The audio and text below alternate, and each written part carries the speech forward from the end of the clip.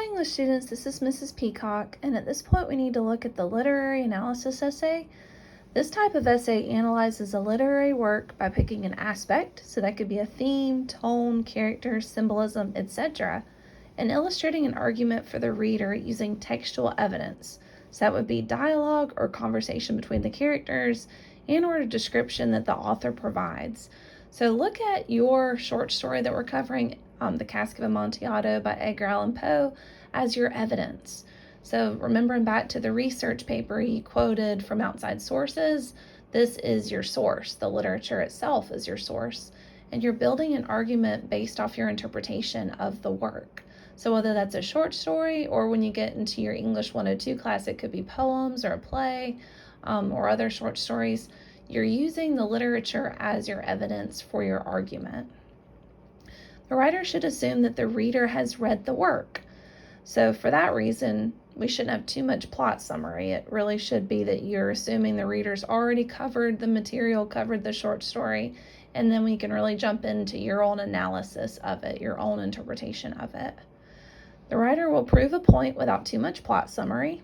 If a part of the plot is summarized, it is to make a point for the overall argument. So if you're not sure if you're doing too much plot summary whenever you're writing, just check and see if the summary you're providing is making an argument or is it just relaying what happened in the story. It shouldn't read like this happened, then this happened, then this happened.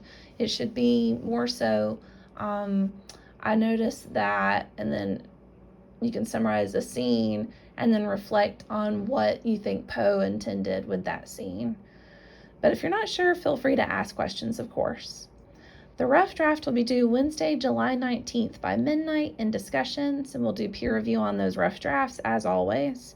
And the final draft is due Wednesday, July 26th by midnight in the content area of Blackboard. Both the rough draft and the final draft will count towards your attendance grade. This essay is worth 20% of your final grade, so not nearly as much as that research paper, but a little bit more than that descriptive narrative, just for some context.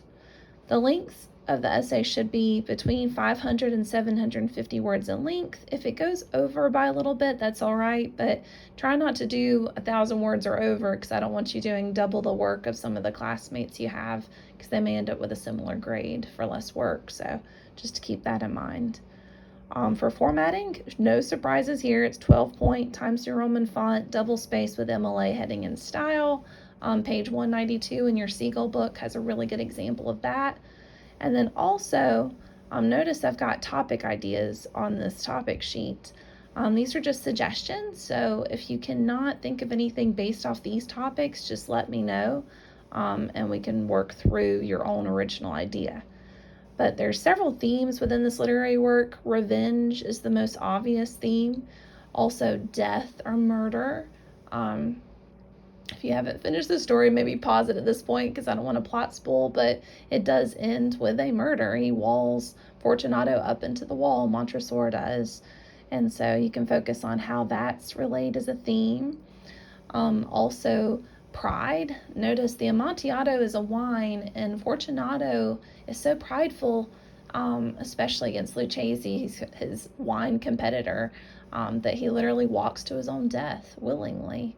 Alcoholism is a major theme. Of course, the Amontillado is a wine, and it's because of Fortunato's alcoholic ways that he willingly walks to his own death. So, and of course, you can think of your own themes, but I just want to give you several examples of what I mean when I'm referring to themes within this literary work specifically. The tone the author utilizes, this is a classic Poe story, so it's a standard tone of the dark, macabre, mysterious tone. They're literally walking into the darkness with just a small torch to lead their way, and so the setting definitely helps set up that tone, the dialogue itself. So depending on which angle you're taking, you can choose elements of the story that help communicate Poe's tone within this. Foreshadowing means that the ending is hinted at throughout the story, and Poe does this quite a bit, and especially in The Cask of Amontillado. He lets the reader know that there's something really dark and sinister about to occur. Literally, the very first sentence of the story is Montresor vowing revenge against against Fortunato. So there's no surprise really that he's going to get revenge. It's just how is he going to revenge? And then even the revealing of the trowel, the shovel, whenever he says he's a mason, that's a hint on how he's going to kill him at the end. And there's several others.